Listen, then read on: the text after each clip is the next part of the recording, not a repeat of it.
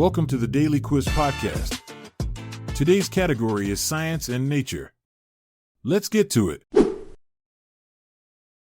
Question 1. What are the two parts of complex numbers known as?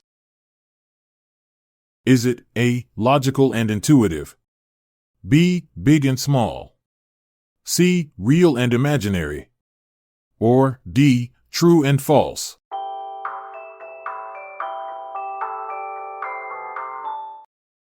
The answer is C. Real and imaginary. Complex numbers, with their real and imaginary parts, are the backbone of many scientific fields. The imaginary unit I represents the square root of -1, a concept once deemed impossible. This mathematical innovation allows engineers to design circuits and physicists to explore quantum mechanics, bridging reality with imagination in profound ways. Question 2. What is osteology the study of? Is it A. Trees, B. Bones, C. Dietetics, or D. Dialects?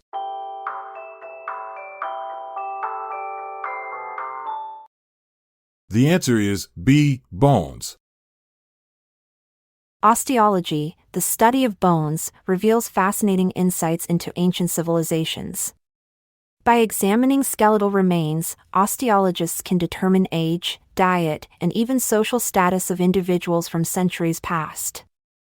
This field has helped solve historical mysteries and provided a deeper understanding of human evolution and cultural practices throughout history. Question 3. In what conditions do thermophilous plants thrive?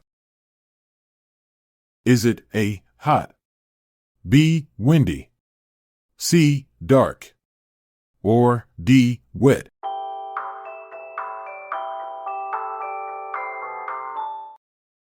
The answer is A. Hot. Thermophilous plants, like the flamboyant bougainvillea and resilient cacti, thrive in sizzling hot conditions. These heat-loving flora have adapted to survive and flourish under intense sunlight and high temperatures, often found in desert or tropical environments. Their vibrant colors and unique adaptations make them a fascinating study of nature's resilience. Question 4. What part of your body is the ischium a part of? Is it A. Spine, B. Rib cage, C. Pelvis, or D. Skull?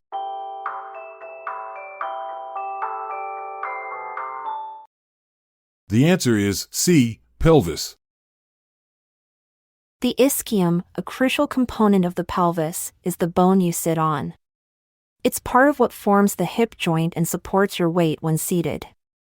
Interestingly, its name comes from the Greek word iskion, meaning hip. Without it, sitting comfortably would be quite a challenge. Question 5. What is escapology the study of?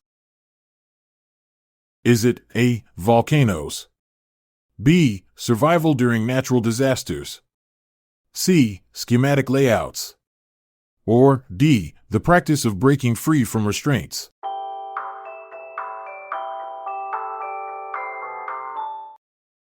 The answer is D. The practice of breaking free from restraints. Escapology, the art of breaking free from restraints, gained fame through legendary performers like Harry Houdini. Known for his daring escapes from handcuffs, straitjackets, and even underwater traps, Houdini captivated audiences worldwide. His feats were so mesmerizing that they sparked debates about magic versus skillful trickery in early 20th century entertainment. Question 6. What is the word for a group of herons? Is it A. sedge, B. a sloth, C. a yoke, or D. an unkindness?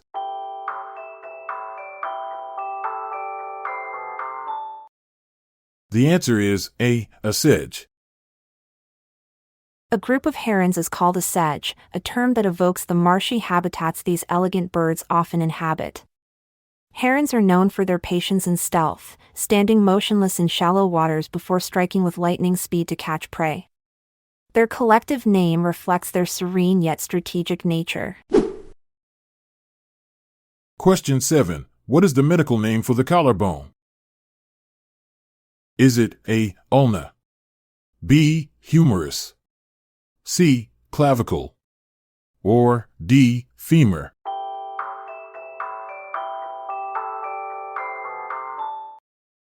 The answer is C. clavicle. The clavicle, or collarbone, is the only long bone in the body that lies horizontally. It acts as a strap between the shoulder blade and sternum, providing structural support. Interestingly, it's one of the most commonly broken bones due to its slender shape and location near the skin surface. Question 8. Which astronomer had a metal nose? Is it A. Tycho Brahe, B. Nicholas Copernicus, C. Johannes Kepler, or D. Galileo Galilei?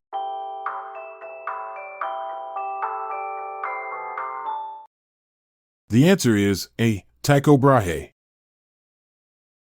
Tycho Brahe, the renowned Danish astronomer, sported a metal nose after losing part of his real one in a duel over mathematics. His prosthetic was made from brass or copper and became as legendary as his astronomical observations.